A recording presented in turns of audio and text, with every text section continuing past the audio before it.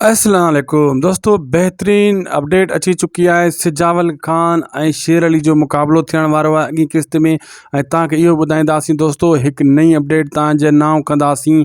हाणे जेको असद सूबेदार एक अहिड़ी जेको आहे फंदो ठाहे वेंदो नवाब खान जे लाइ। नवाब खान जे लाइ मुसीबतूं वधी वेंदियूं। एक शेर अली दुश्मन, ॿियो सिजावल, टियों मूसा भावल, ये नवाब खान जे लाइ। ऐं ॿियो वरी चौथों पुलिस मुक़ाबलो थियण वारो आहे। नवाब खान बिल्कुलु दोस्तों हिकिड़ी तव्हां ॻाल्हि ॿुधाईंदो आहे न, कड़ोकी में फासण वारो आहे, ईअं सम्झो तव्हां। दोस्तों हिकिड़ी वीडियो ही नंढड़ी आहे, इनखे पूरो ॾिसो ऐं शाहिद खोसो व्लॉग यूट्यूब चैनल के भी ज़रूर सब्सक्राइब कंदा, पेज के भी फॉलो लाइक शेयर ज़रूर कंदा।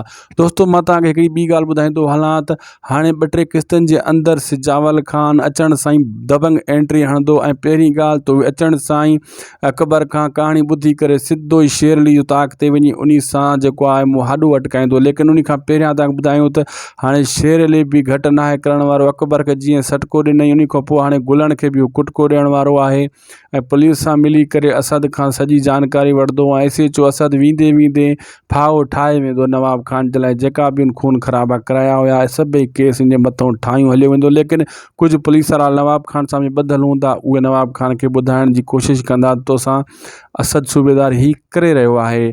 लेकिन तव्हांखे इहो ॿुधायां दोस्तों, नवाब खान शातिर माण्हू आहे, उहो हर चाल सम्झी रहियो आहे। लेकिन मूसा वारा जेको कमु हाणे कंदा, ख़ासि करे बख़्त भावल खे मारण जी कोशिशि कंदो, जानी खे माराइण जी कोशिशि कंदो, त सॼो इल्ज़ाम इन्हनि जे मथां हणा। लेकिन मूसा अॻे सम्झी चुको आहे।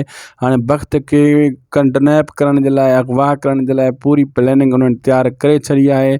लेकिन बख़्त बि शातिर आहे, हिकु नांग आहे। हू अहिड़े हिसाब सां लिकंदो ऐं ड्रिकंदो ऐं भॼंदो, पंहिंजी जॻह ते ईंदो वेंदो ऐं खुफ़िया तौर ते। दोस्तों असांखे ॾींदा इजाज़त, मिलंदासीं नेक्स्ट वीडियो में। ख़ुदा हाफ़िज़।